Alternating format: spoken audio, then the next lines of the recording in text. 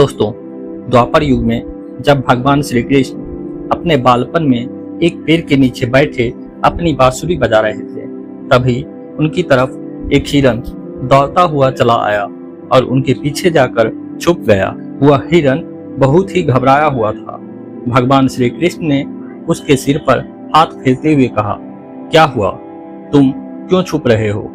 तभी उसका पीछा करते हुए एक शिकारी भी वहां आ पहुंचा और बोला, यह मेरा शिकार है और इसे मुझे दे दो, इस पर मेरा अधिकार है। तब भगवान श्री कृष्ण ने बोले, हर जीवित जीव पर उसका खुद का अधिकार होता है, न कि किसी और का। तब वह शिकारी क्रोध में बोला, यह मेरा शिकार है, इसे मैं पका कर खाऊंगा। तब भगवान श्री कृष्ण बोले, किसी भी जीव को मारकर खाना पाप की श्रेणी में आता है। क्या तुम पाप के भागी बनना चाहते हो? मांसाहार पुण्य है या पाप? क्या तुम धर्म को नहीं जानते? तब वह शिकारी बोला, मैं तुम्हारे जितना शिक्षित तो नहीं हूँ कि यह जान सकूं कि मांसाहार पुण्य है या पाप, पर मैं यह जरूर जानता हूँ कि जीव को मारकर खाना इसमें कोई हर्ज नहीं है। मांसाहार से एक तो वह जीव को जीव बंधन से मुक्त कर रहा है, फिर क्यों मांसाहार से मना किया जाता है? मांसाहारी होने को क्यों नहीं कहा जाता? वैसे भी मैं इसको मारकर नीच योनि से मुक्ति दिलाकर पुण्य ही कमा रहा हूँ, फिर इस पर पाबंदी क्यों? इसे तो प्रोत्साहित करना चाहिए। जहाँ तक मैंने सुना है, जीव हत्या तो शास्त्रों में भी बताया गया है। राजा लोग शिकार किया करते थे। ऐसे तमाम तर्क देते हुए श्री कृष्ण से पूछा कि फिर क्यों ये मांसाहार गलत है और पाप की श्रेणी में आता है? आप ही बताइए, मांसाहार पुण्य है या पाप? भगवान श्री कृष्ण समझ गए कि इसकी बुद्धि मांस खाने के कारण तामसिक हो गई है और उसने अपनी सोचने और समझने की बुद्धि भी खो दी है। फिर भगवान श्री कृष्ण बोले, इस अंतहीन विषय पर पहले मैं कोई राय नहीं दूंगा। मेरी इस छोटी सी कथा सुनने के बाद तुम ही उत्तर देना कि मांसाहार पुण्य है या पाप, और तुम्हें मांस खाना है या नहीं खाना है। वह शिकारी सोचने लगा कि इसमें मेरा तो कोई नुकसान नहीं है, इस कथा को मैं सुन ही लेता हूँ, मेरा मनोरंजन भी हो जाएगा और बाद में मुझे इसका मांस भी मिल जाएगा। फिर भगवान श्री कृष्ण ने अपनी कथा आरंभ की। एक बार मगध में खाद्य संकट खड़ा हो गया तो अन्न का उत्पादन काफी कम रहा। राजा को चिंता होने लगी कि यदि इस समस्या का शीघ्र निदान नहीं किया गया तो संरक्षित अनाज कोष भी खत्म हो जाएगा और संकट भीषण हो जाएगा। तो सम्राट ने अपनी राज्य सभा में पूछा, देश की खाद्य समस्या को सुलझाने के लिए सबसे सस्ती वस्तु क्या है? मंत्रीगण सोच में पड़ गए। चावल, गेहूं, आलू इत्यादि पदार्थों को उगाने के लिए बहुत परिश्रम करना पड़ता है। वह तभी प्राप्त होते हैं जब प्रकृति का प्रकोप न हो। ऐसे में तो सस्ता कुछ भी नहीं हो सकता है।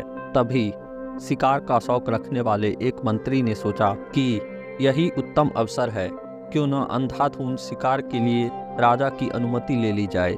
उसने सभा में कहा कि सबसे सस्ता खाद्य पदार्थ है मांस। इसके लिए धन का खर्च भी नहीं है और पौष्टिक खाना भी मिलता है। सभा में उपस्थित सभी सामंतों ने इस बात का समर्थन कर दिया, लेकिन मगध के प्रधानमंत्री अभी तक चुप थे। सम्राट ने पूछा, प्रधानमंत्री आप क्यों चुप हैं? आपने कोई अनुमोदन नहीं किया, आपका क्या मत है? प्रधानमंत्री ने कहा, मैं यह नहीं मानता कि यह कथन सही है कि मांस सबसे सस्ता पदार्थ है। फिर भी इस विषय पर मैं अपने विचार आपके सामने कल तक रखूंगा। प्रधानमंत्री उसी रात मांसाहार का प्रस्ताव रखने वाले सामंत के घर पहुंच गए। सामंत ने इतनी देर रात प्रधानमंत्री को अपने घर पे आया देखकर घबरा गया। किसी अनिष्ट की आशंका से वह कांप गया। प्रधानमंत्री ने कहा, संध्या को महाराज बीमार हो गए हैं, उनकी हालत बहुत ही खराब है। राजवैद्य ने कहा है, किसी शक्तिशाली देह का 2 तोला मांस मिल जाए तो राजा के प्राण बचाए जा सकते हैं।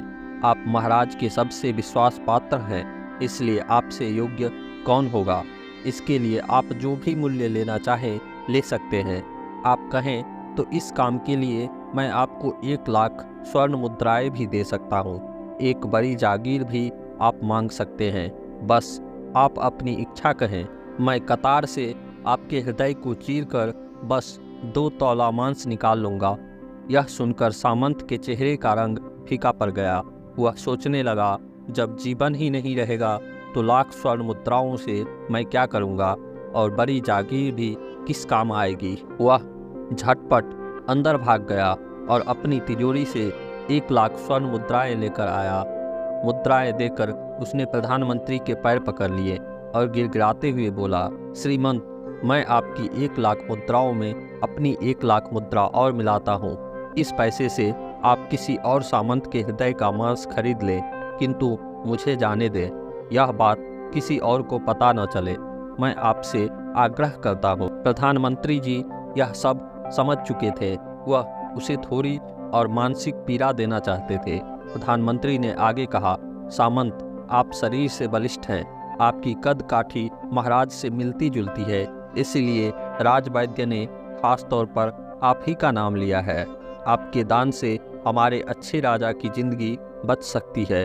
आप कहें तो मैं आपको प्रधानमंत्री का पद देने को तैयार हूँ और खुद आपका कर्मचारी बनकर रह जाऊंगा, पर प्रजा से हमारे राजा न छीने। सामंत तो अब फंसता हुआ दिख रहा था। उसने शरीर पर अंग वस्त्र रखकर अपने जूते भी पहन लिए। जैसे ही वह वहां से भागने वाला था, वह तुरंत प्रधानमंत्री के पैरों में लेट गया। उसने याचना की कि प्रधानमंत्री, मैं इसके योग्य नहीं हूँ। जब प्राण ही नहीं रहेंगे तो प्रधानमंत्री पद का या राजा का सिंहासन भी मिल जाए तो मैं उसका क्या करूँगा। आप चाहे तो मेरा सब कुछ ले लें, पर मेरे प्राण न लें।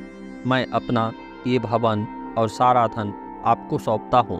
रातों रात राज्य से निकल जाऊँगा। इतना कहकर वह अपने घोड़े की ओर भागा और जैसे ही अपना घोड़ा गठने लगा, आवाज आई, अभी अभी अपने पीछे गए, तुम अपने परिवार को भी छोड़े जा रहे हो। सामंत बोला, मेरे प्राण से प्रिय कुछ भी नहीं है। जब जीवन ही नहीं रहेगा तो कुटुंब का क्या करूँगा। जीवन रहा तो ऐसे ही सुखी रह लूँगा।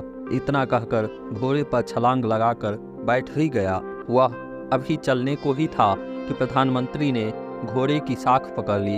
वह सामंत से बोला, भागने की कोई ज़रूरत नहीं है, आप आराम से घर पर ही रहो, मैं किसी और का प्रयास करता हूँ। यह कहकर प्रधानमंत्री वहाँ से चले गए। प्रधानमंत्री के वहाँ से जाने पर सामंत के अंदर कुछ जान तो आई, परंतु बेचैनी बनी रही। उसकी नींद खराब हो चुकी थी। मुद्राएं लेकर प्रधानमंत्री बारी बारी से सभी सामंतों के घर पहुंच गए और सभी से राजा के लिए हृदय का 2 तौला मांस मांगा, परंतु कोई भी राजी नहीं हुआ। सब ने अपने बचाव के लिए प्रधानमंत्री को लाख और 5 लाख मुद्राएं तक दे दी। इस प्रकार प्रधानमंत्री ने एक ही रात में करोड़ों स्वर्ण मुद्राएं जमा कर ली। फिर सुबह होने से पहले ही अपने महल में पहुंच गया। अगले ही दिन राजसभा में सभी सामंत समय से पहले ही पहुंच गए। सभी यह जानना चाहते थे कि राजा स्वस्थ है कि नहीं, लेकिन कोई भी किसी से भेद नहीं खोलता था। सबको बस राजवैद्य की तलाश थी, उनसे ही उन्हें कुछ सूचना मिल सकती थी। प्रधानमंत्री ने सैनिकों को आज्ञा दे रखी थी कि जब तक महाराज राज्यसभा में न आए, किसी भी सामंत को भी महल से बाहर जाने की आज्ञा नहीं है। राजसभा में अपनी चिर परिचित गति में आए और अपने सिंहासन पर आकर बैठे। सभी सामंतों ने देखा कहीं से भी राजा उन्हें अस्वस्थ नहीं लगे। उन्हें तो कुछ हुआ ही नहीं था। प्रधानमंत्री ने उनसे झूठ बोला। हर सामंत के मन में यही विचार चल रहा था, पर कोई भी किसी और को कुछ भी बोल नहीं रहा था। तभी प्रधानमंत्री ने राजा के समक्ष 1 करोड़ स्वर्ण मुद्राएं रख दी। राजा ने पूछा, ये स्वर्ण मुद्राएं किसके लिए और कहाँ से आई? प्रधानमंत्री ने कहा, 2 तोले मांस के लिए इतनी धनराशि जुटाई है, पर मांस नहीं मिला। अपनी जान बचाने के लिए सामंतों ने यह मुद्राएं दी हैं। अब आप यह विचार कीजिए, मांस कितना सस्ता है। राजा को बात समझ में आ गई। उन्होंने प्रजा को अतिरिक्त परिश्रम करने का निवेदन किया और राजा के अनाज भंडार में से अनाज निकालकर श्रमिकों को दिया गया। उन्होंने पौष्टिक सब्जियों की खेती का तुरंत आदेश दिया। वह 1 करोड़ स्वर्ण मुद्राएं इसी कार्य के लिए और श्रमिकों के कल्याण के लिए खर्च की गई। ऐसे साग सब्जी तेजी से उगी जिससे प्रजा का कल्याण भी हुआ और पौष्टिकता भी मिली। कुछ समय बाद मौसम अनुकूल हो गया और खेती लहलहाने लगी। इस प्रकार राज्य से खाद्य संकट दूर हो गया। तो मित्रों, जीवन का यह मूल्य भगवान श्री कृष्ण हमें इस कथा के जरिए समझाना चाहते हैं कि हम यह न भूलें